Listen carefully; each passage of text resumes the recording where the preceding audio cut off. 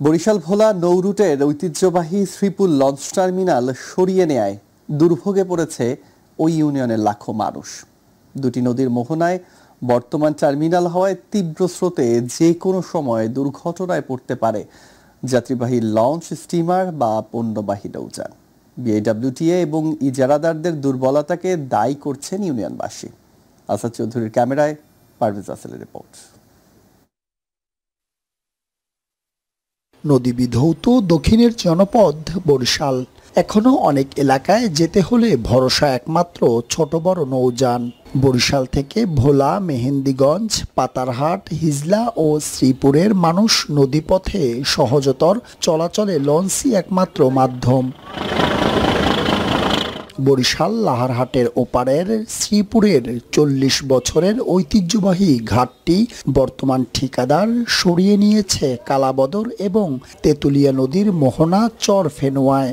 এতে দুর্ভোগে পড়েছে স্থানীয়রা। ছোটবেলা থেকে আমরা দেখছি যে এই লঞ্চ ঘাটটা শ্রীপুর পুরান ঘাটটা ওখানে আমাদের জন্য ভালো ছিল, আর এখন যেখানে পানির সমস্যা আমাদের বিরাইতে কষ্ট। এখন যেখানে ঘাট আসছে ওখানে পানির কারেন্ট, অত্যন্ত কারেন্ট। এই ঘাটের তনে আমরা যাতায়াত করতাম, এখন একটা ঘাট নিয়ে ওখান তো নিয়ে গেছে। আমাকে বাচ্চা কাছে নিয়ে ওই জায়গায় পানি শাক্কা আছে, ওগুলো দিয়ে যাইতে আমাকে খুবই কষ্ট হইতেছে। একদিকে কালাবদর, চর ফেনুয়ায় নদী ভাঙন, জিও ব্যাগ আর তীব্র স্রোতের কারণে পল্টনে ভিড়তে পারছে না নৌযানগুলো। তাই টার্মিনালটি আবার শ্রীপুরেই ফিরিয়ে আনার দাবি গোটা ইউনিয়নবাসীর। তো এখানে ঘাট ছিল, আমাদের খুব ভালো জীবনটা ছিল। ইজারাদার ঘাট পাইয়া তাদের নিজের স্বার্থের জন্য তার বাড়ির দরজায় নিয়ে গেছে। এক মাজা পানির ভিতরে নাইমা যাইতে হয়, এটা আমাদের ভোগান্তি। এ বিষয়ে জানতে চাইলে দ্রুত তদন্ত করে সিদ্ধান্তর কথা বলেন বিআইডব্লিউটিএ। যেখানে পন্টুন ছিল সেখানে বাধার সম্মুখীন হয় এবং সে আসলে দীর্ঘ প্রায় ১.৫ মাস রাজস্ব আদায় করতে পারেনি। মানুষ যাতে সাবলীলভাবে চলাচল করতে পারে, সমস্ত বিষয়গুলো দেখেই আমরা আসলে একটা সিদ্ধান্ত নিব। ইজারার টাকা তুলতে না পারায় টার্মিনাল সরানোর কথা বলেন ইজারাদারের প্রতিনিধি।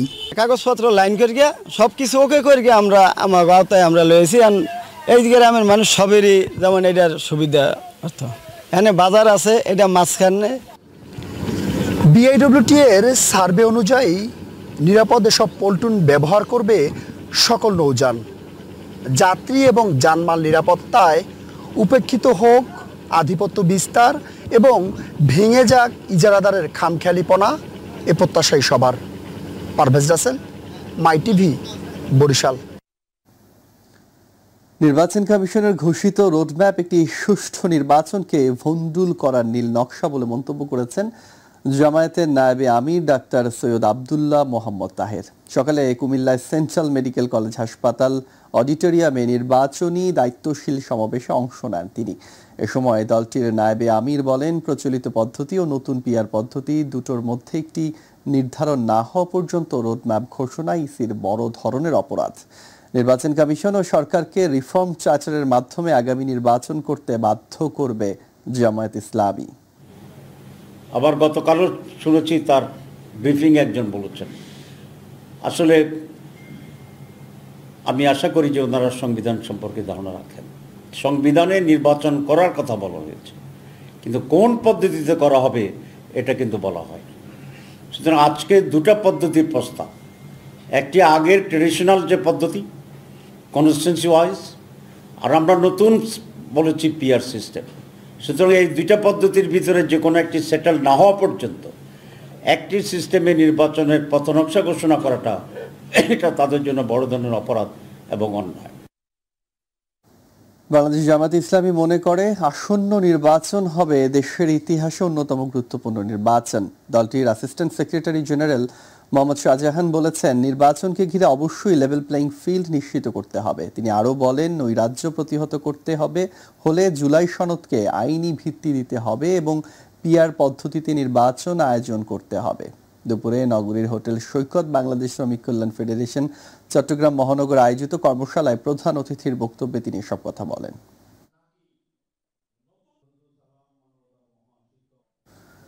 জাহাঙ্গীরনগর বিশ্ববিদ্যালয় কর্তৃপক্ষ জাকসু ও হল সংসদ নির্বাচন সুষ্ঠুভাবে সম্পন্ন করার লক্ষ্যে স্নাতকোত্তর পরীক্ষা শিক্ষার্থীদের 15 সেপ্টেম্বর পর্যন্ত আবাসিক হলে অবস্থান না করতে নির্দেশ দিয়েছে। দুপুরে বিশ্ববিদ্যালয় জনসংযোগ অফিস থেকে এক প্রেস বিজ্ঞপ্তি পাঠিয়ে তথ্য জানানো হয়।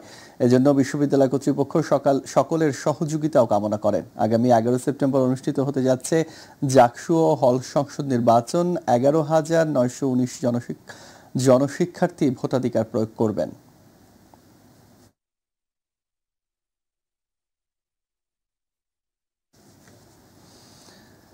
যে শাসন ব্যবস্থা এবং যে সাংবিধানিক ক্ষমতা কাঠামো একটা সরকারকে ফ্যাসিস্ট হতে সহায়তা করে, তার বদল না হলে মানুষের গণতান্ত্রিক আকাঙ্ক্ষা অর্জিত হবে না বলে মন্তব্য করেছেন গণসংহতি আন্দোলনের প্রধান সমন্বয়কারী জোনায়েদ সাকি। সকালে জাতীয় স্মৃতিসৌধে জনগণের বৃহত্তর স্বার্থে সংগ্রামের 23তম প্রতিষ্ঠা বার্ষিকী উপলক্ষে জনগণের মুক্তি সংগ্রাম ও জুলাই গণঅভ্যুত্থানে সকল শহীদদের প্রতি শ্রদ্ধা নিবেদন করতে এসে সাংবাদিকদের দেয়া সাক্ষাৎকারে এসব কথা বলেন তিনি।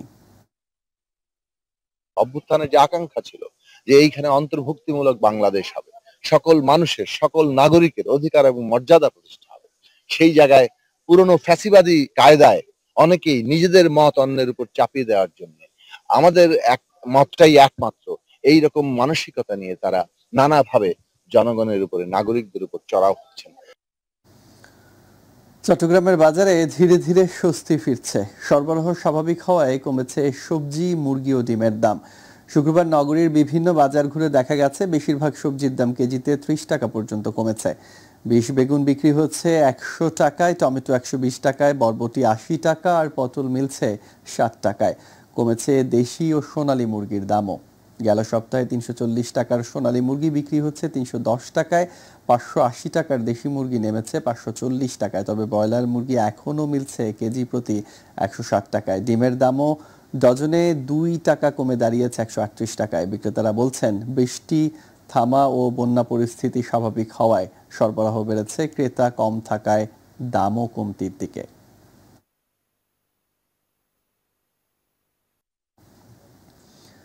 চিকিৎসক, জনবল ও বর্জ্য অব্যবস্থাপনা, অবকাঠামো সহ নানা সমস্যায় জর্জরিত রংপুরের পীরগঞ্জের মা ও শিশু হাসপাতালগুলো। এ অবস্থায় কাঙ্ক্ষিত চিকিৎসা সেবা থেকে বঞ্চিত হচ্ছে অঞ্চলের মানুষ। তবে দ্রুত এ সমস্যার সমাধানের আশ্বাস দিয়েছেন উপজেলা স্বাস্থ্য কর্মকর্তা।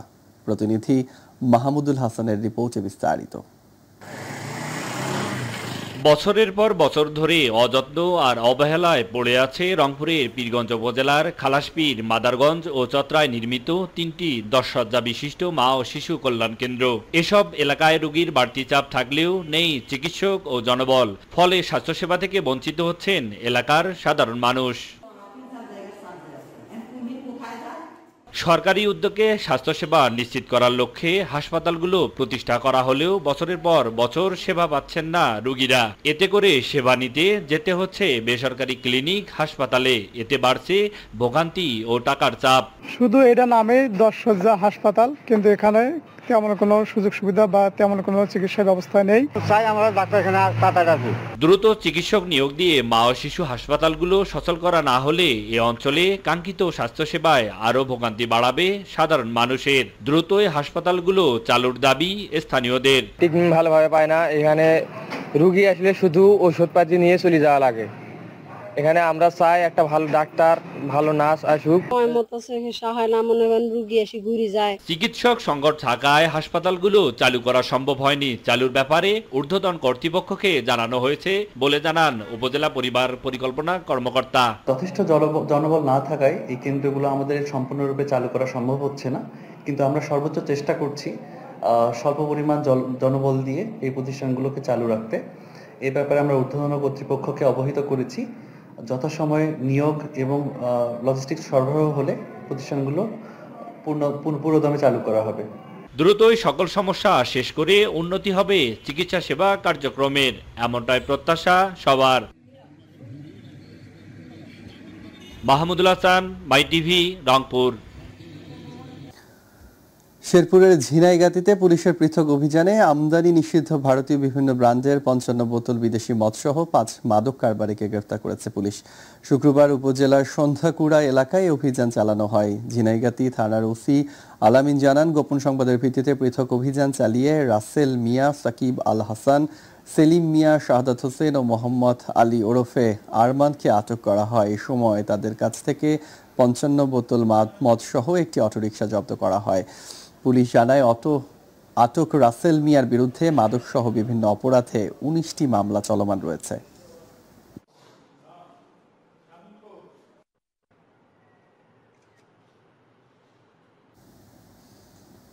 বরিশালের গৌরনদী উপজেলা কমপ্লেক্সের প্রধান ফটকের সম্মুখের দোকানে মেয়াদ উত্তীর্ণ ওষুধ রাখার দায়ে ভ্রাম্যমাণ আদালত অভিযান চালিয়ে 3 ওষুধ ব্যবসায়ীকে 23,000 টাকা জরিমানা করা হয়েছে। গতকাল ভ্রাম্যমাণ আদালতের বিচারক গৌরনদী উপজেলা নির্বাহী অফিসার ও এক্সিকিউটিভ ম্যাজিস্ট্রেট রিফাত আরা মৌরি অভিযান চালায়। এ সময় মেয়াদ উত্তীর্ণ ওষুধ রাখার দায়ে আশোকাঠি মেডিকেল হলকে 3,000, নয়ন মেডিকেল হলকে 15,000 ও কাউসার ড্রাগ হাউসকে 5,000 টাকা জরিমানার পাশাপাশি মেয়াদ উত্তীর্ণ ওষুধ জব্দ করা হয়েছে। অভিযানে থানা পুলিশের সদস্যরা সহযোগিতা করেন। কুমিল্লার চান্দিনায় অবৈধ 27টি স্থাপনা উচ্ছেদ করে সরকারি 70% খাস জমি উদ্ধার করেছে উপজেলা প্রশাসন। উপজেলার গল্লাই ইউনিয়নের কঙ্গাই বাজার এলাকায় এ উচ্ছেদ অভিযান পরিচালনা করা হয়। অভিযানটি পরিচালনা করেন চান্দিনা উপজেলা সহকারী কমিশনার ভূমি ফয়সাল আল নূর। তাকে সহযোগিতা করেন চান্দিনা উপজেলা যৌথ বাহিনী।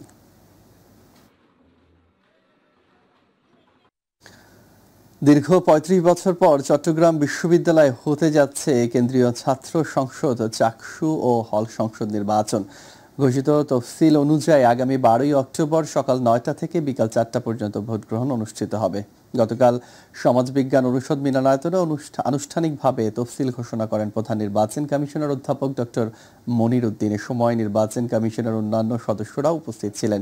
তফসিল অনুযায়ী 1 সেপ্টেম্বর খসড়া ভোটার তালিকা প্রকাশ, 4 সেপ্টেম্বর পর্যন্ত আপত্তি গ্রহণ এবং 11 সেপ্টেম্বর চূড়ান্ত তালিকা প্রকাশ করা হবে। 14 থেকে 16 সেপ্টেম্বর মনোনয়নপত্র বিতরণ, জমা দেওয়ার শেষ সময় 17 সেপ্টেম্বর বিকেল 3:30। যাচাই বাছাই শেষে 21 সেপ্টেম্বর প্রাথমিক প্রার্থী তালিকা, 23 সেপ্টেম্বর প্রত্যাহারের শেষ সময় এবং 25 সেপ্টেম্বর চূড়ান্ত প্রার্থী তালিকা প্রকাশ করা হবে।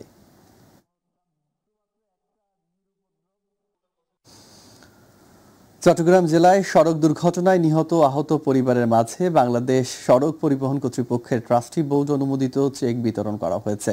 দুপুরে বিআরটিএ চট্টগ্রাম কার্যালয়ে সম্মেলন কক্ষে চেক হস্তান্তর করেন চেয়ারম্যান আবু মমতাজ সাদউদ্দিন আহমেদ। এ সময় চট্টগ্রাম বিআরটিএ পরিচালক প্রকৌশলী মাসুদ আলম, সদরঘাট জোনের উপপরিচালক মাসুম বিল্লাহ, ডিসি ট্রাফিক উত্তর নেসার উদ্দিন আহমেদ সহ পরিবহন মালিক শ্রমিক নেতৃবৃন্দ উপস্থিত ছিলেন। 24 পরিবারের মাঝে মোট 1,08,00,000 টাকার চেক প্রদান করা হয়।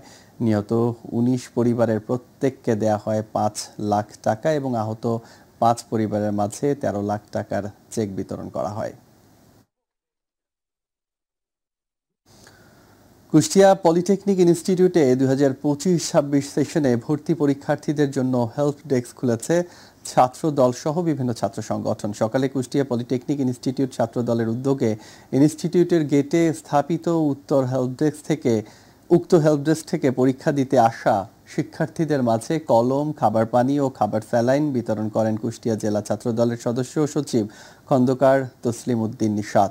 এ সময় কুষ্টিয়া পলিটেকনিক ইনস্টিটিউট ছাত্র দলের নেতৃবৃন্দ উপস্থিত ছিলেন। এছাড়া প্রচণ্ড তাপদাহ থেকে পরিত্রাণের জন্য শিক্ষার্থীদের সাথে আগত অভিভাবকদের বসার জন্য অভিভাবক ছাউনি তৈরি করেছে ছাত্র দল। চট্টগ্রামের সীতাকুণ্ডের চন্দ্রনাথ ধাম মহাতীর্থ পরিদর্শন করেছেন চট্টগ্রাম জেলা প্রশাসক ফরিদা খানম ও পুলিশ সুপার সাইফুল ইসলাম শান্তু। পরিদর্শন শেষে ডিসি ফরিদা বলেন, চন্দ্রনাথ ধাম রক্ষায় সব ব্যবস্থা নেওয়া হবে। সাম্প্রদায়িক সম্প্রীতি নষ্টের যে কোনো অপচেষ্টা কঠোর হস্তে দমন করা হবে। গুজবকারীদের বিরুদ্ধে দ্রুত আইনানুগ ব্যবস্থা নেওয়া হবে বলেও জানান তিনি। এ সময় সীতাকুণ্ড ইউএনও ফখরুল ইসলাম, সহকারী কমিশনার আবদুল্লাহ আল মামুন, অতিরিক্ত পুলিশ সুপার লাবিব আবদুল্লাহ এবং সীতাকুণ্ড থানার ওসি মুজিবুর রহমান উপস্থিত ছিলেন।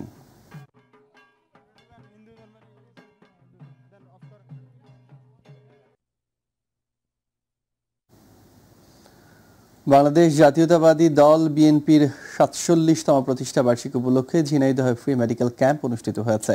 সকালে শহরের সিটি কলেজ প্রাঙ্গণে ফ্রি মেডিকেল ক্যাম্পের উদ্বোধন করেন জেলা বিএনপির যুগ্ম সাধারণ সম্পাদক আব্দুল মজিদ বিশ্বাস। স্থানীয় বিএনপি অঙ্গ সংগঠনের আয়োজনে দিনব্যাপী শহরের বিভিন্ন এলাকায় ৩ শতাধিক রোগীকে বিনামূল্যে স্বাস্থ্যসেবা ঔষধ দেওয়া হয়। এ সময় চেম্বার অব কমার্সের সভাপতি মোয়াজ্জেম হোসেন, পৌর বিএনপির যুগ্ম সাধারণ সম্পাদক আব্দুর রহমান রিপন, জেলা ছাত্র দলের সাধারণ সম্পাদক মুশফিকুর রহমান মানিক সহ অন্যান্যরা উপস্থিত ছিলেন।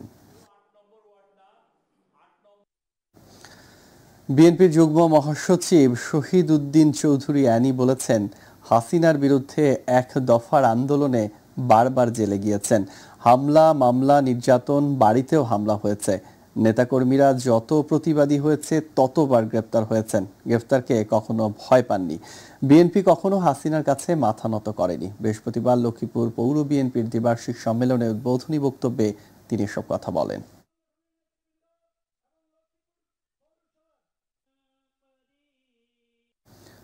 সাবেক প্রধানমন্ত্রী বেগম খালেদা জিয়াকে কারাগারে নির্যাতন ও স্লো পয়জনিং এর অভিযোগ করেছেন বিএনপি চেয়ারম্যানের উপদেষ্টা ও ডাকসুর সাবেক ভিপি আমানুল্লাহ আমান। গতকাল রানীগঞ্জ মডেল উপজেলা বিএনপির আয়োজিত বাংলাদেশ জাতীয়তাবাদী দল বিএনপি নতুন সদস্য সংগ্রহ, সদস্য নবায়ন কর্মসূচি এবং তারানগর ইউনিয়ন বিএনপির কার্যালয় উদ্বোধন অনুষ্ঠানে প্রধান অতিথির বক্তব্যে তিনি অভিযোগ করেন। তিনি বলেন, আওয়ামী লীগ সরকার বেগম খালেদা জিয়াকে হত্যা করতে চেষ্টা করেছে, তার নেতাকর্মীদের উপর নির্যাতন নিপীড়ন চালিয়েছে, কিন্তু শেষ পর্যন্ত তারাই পালিয়ে যেতে বাধ্য হয়েছে।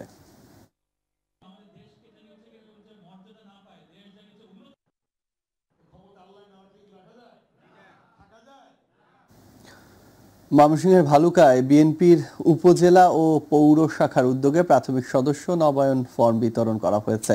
সকালে ভালুকা সরকারি কলেজ মাঠে অনুষ্ঠানের আয়োজন করা হয়। অনুষ্ঠানে সভাপতিত্ব করেন ভালুকা উপজেলা বিএনপির ভারপ্রাপ্ত আহ্বায়ক মোর্শেদ আলম। প্রধান অতিথি ছিলেন ময়মনসিংহ দক্ষিণ জেলা বিএনপির আহ্বায়ক জাকির হোসেন বাবলু।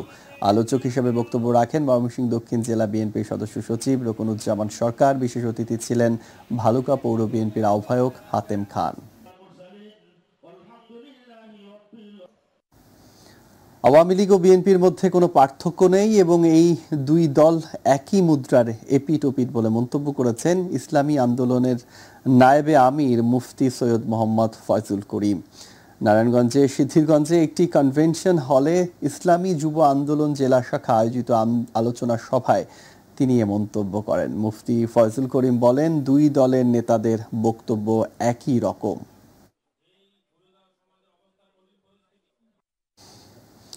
নারায়ণগঞ্জ জেলা ছাত্র দলের সাবেক সহসভাপতি মাসুদুর রহমান মাসুদ বলেছেন, বিগত দিনে ফ্যাসিস্ট আওয়ামী লীগের সন্ত্রাসী বাহিনীর কারণে তারা ভালো করে বিএনপির প্রতিষ্ঠাবার্ষিকী উদযাপন করতে পারেনি। আওয়ামী লীগের সন্ত্রাসীরা প্রতিষ্ঠাবার্ষিকী পালন করার সময় তাদের নানান হয়রানি করত। এবার আশা করেন তারা জাঁকজমকপূর্ণভাবে প্রতিষ্ঠাবার্ষিকী পালন করতে পারবেন। সকালে উপজেলার আওখাব শান্তিনগর এলাকায় এক মতবিনিময় সভায় সব কথা বলেন তারা। উদযাপন করেছি, কিন্তু বিভিন্ন হামলা মামলা আমাদের বিশ্বনবীকে নিয়ে কটূক্তিকারী রাখাল রাহার বিরুদ্ধে ব্লাসফেমি আইন প্রণয়নের মাধ্যমে সর্বোচ্চ শাস্তি ও বিচারের দাবিতে সিরাজগঞ্জের বেলকুচি উপজেলায় বেলকুচির উলামায়ে কেরাম ও তৌহিদি জনতার উদ্যোগে ইসলাম ধর্ম অবমাননাকারী নাস্তিকদের শাস্তির দাবিতে প্রতিবাদ সমাবেশ হয়েছে। বেলকুচি উপজেলার তামাই কবরস্থান মাদ্রাসার শায়খুল হাদিস মাওলানা জহিরুল ইসলামের সভাপতিত্বে প্রতিবাদ সমাবেশে বক্তব্য রাখেন।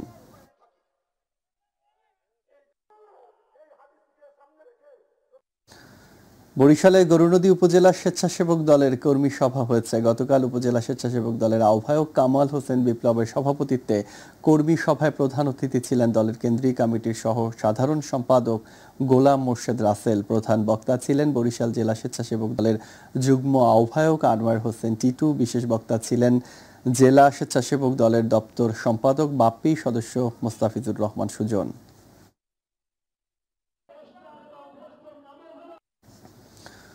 বরিশালের গরুনদী ও আগৈলঝাড়া উপজেলার কর্মরত সাংবাদিকদের পেশাগত দক্ষতা বৃদ্ধি ও মান উন্নয়নের লক্ষ্যে প্রেস ইনস্টিটিউট অব বাংলাদেশ কর্তৃপক্ষ 3 দিনের মাল্টিমিডিয়া জার্নালিজমের উপর 3 দিন ব্যাপী প্রশিক্ষণের উদ্বোধন করা হয়েছে। গরুনদী উপজেলা পরিষদ সভাকক্ষে সকালে আয়োজিত প্রশিক্ষণে পিআইবির কর্মরত দক্ষ প্রশিক্ষকগণ এই 2 উপজেলার কর্মরত মোট 35 জন সাংবাদিককে প্রশিক্ষণ প্রদান করেছেন।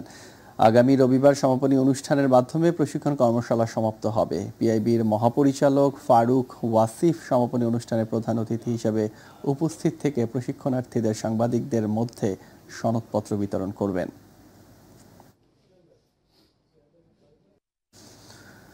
কুড়িগ্রামের নাগেশ্বরীতে চরাঞ্চলের জীবনমান উন্নয়নকল্পে ট্রেনিং প্রাপ্ত নারীদের মাঝে সেলাই মেশিন এবং গ্রামীণ উন্নয়ন প্রকল্পের আওতায় কৃষকদের মাঝে কৃষি যন্ত্রপাতি বিতরণ করা হয়েছে।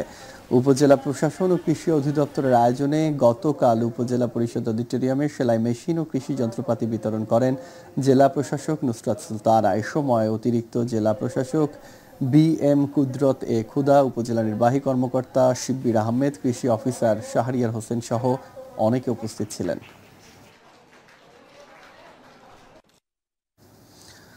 মুন্সিগঞ্জের টঙ্গীবাড়ি উপজেলার কামারখাড়া ইউনিয়নের চৌসার গ্রামে নদী ভাঙনে স্থায়ী সমাধানের দাবিতে মানববন্ধন করেছে এলাকাবাসী। সকালে চৌসার জুনিসার বাইতুল আমান জামে মসজিদ সংলগ্ন নদী ভাঙন এলাকায় 5 শতাধিক নারী পুরুষ এই মানববন্ধনে অংশ নেন।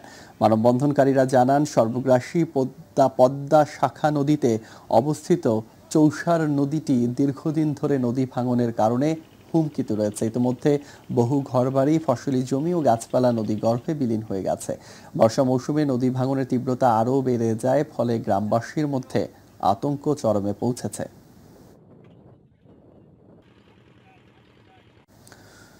গাজীপুরের কালিয়াকৈরের উপজেলার শ্রীফলতলী জমিদার বাড়িতে 2003 SSC ব্যাচের মিলন মেলা অনুষ্ঠিত হয়েছে। হরিরামপুর ইব্রাহিমপুর ঈশ্বরচন্দ্র উচ্চ বিদ্যালয় আয়োজনে ওই মিলন মেলায় পৃষ্ঠপোষকতা করেন ডাক্তার সাইফুল ইসলাম। শুক্রবার মিলন মেলায় SSC ব্যাচ 2003-এর সকল বন্ধুরা পরিবার নিয়ে আসেন। দিনভর ঐতিহাসিক শ্রীফলতলী জমিদার বাড়িতে আনন্দে মেতে ওঠেন। এ সময় তারা স্কুল জীবনের নানান স্মৃতিচারণ করেন। ঘরোয়া বিভিন্ন অনুষ্ঠান, খাওয়া দাওয়া এবং পুরস্কার বিতরণের মধ্য দিয়ে মিলন মেলার সমাপ্তি হয়।